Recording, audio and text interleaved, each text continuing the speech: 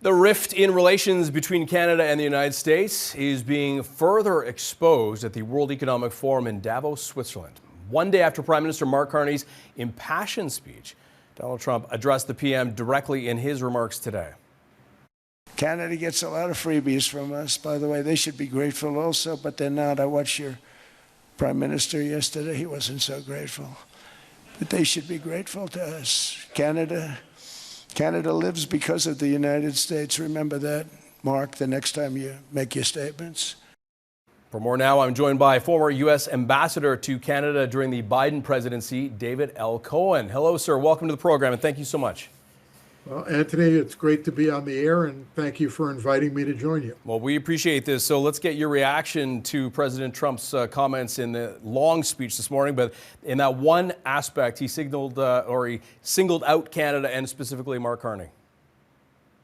Well, look, I don't want to be a mediator or a commentator on disputes between President Trump and Canadian prime ministers.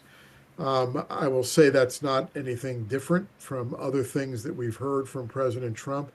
And I would say that in a balanced way, I tend to look at this. I think some ways the president is right, which is that the United States relationship is incredibly important to Canada. What I don't hear acknowledged from President Trump very frequently, but what I talked about all the time when I was U.S. Ambassador to Canada, is how important Canada is to the United States as well. This is a fantastic symbiotic relationship between our two countries. It's a 150-year relationship. We have both benefited and continue to benefit from a trade perspective and a defense perspective and an intelligence perspective for, as I said, for 150 years. And I prefer to think about the importance of our relationship and the interconnectedness of our relationship in those terms. Your voice is important given all this because during the Biden presidency, obviously partisanship aside, a very different tone regarding U.S.-Canada relations. I want to refer to Prime Minister Carney's speech yesterday at the World Economic Forum, saying a return to that era would be a little difficult. Take a listen to this and I'll get your reaction. We know the old order is not coming back. We shouldn't mourn it. Nostalgia is not a strategy. But we believe that from the fracture, we can build something bigger, better, stronger, more just. All right, so nostalgia, not a strategy. If we're not going back, what is the path forward? So I'll be an equal opportunity commentator, which is I don't necessarily agree with Prime Minister Carney, although I applaud his speech yesterday. I thought it was an excellent speech in a number of respects. I don't necessarily agree with him that the close relationship between the United States and Canada can't come back. I think it can come back.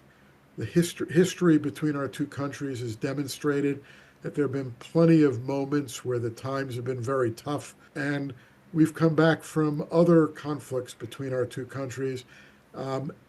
We came back from some issues in the first Trump administration.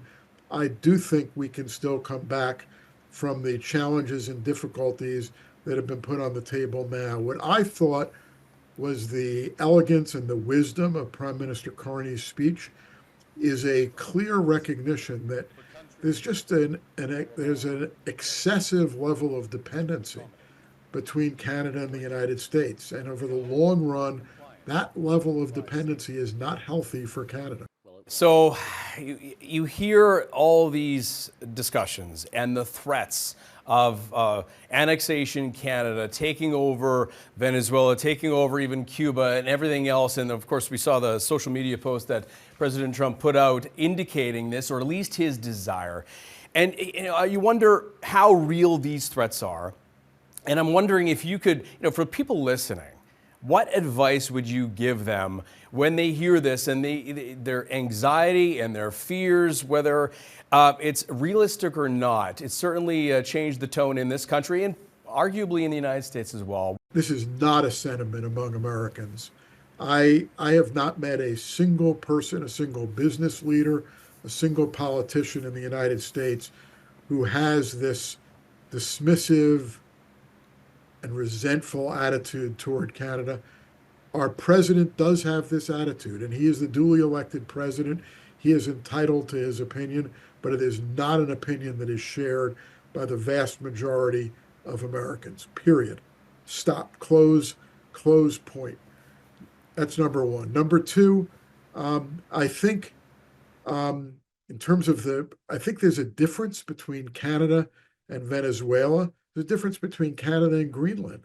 And I said this from the beginning when President Trump first raised the issue of annexation of Canada, which is once Canada said they were not interested in becoming the 51st state, they were not interested in being annexed by the United States, the issue should have been over. Because once Canada says no, it's not going to happen. And in the White House meeting with Prime Minister Carney and President Trump all but acknowledged that. What I've advised Canadians is get off of the 51st state. It's not going to happen. I think President Trump continues to raise it because he knows that it irritates Canada, that it gets under the skin of certain elected officials.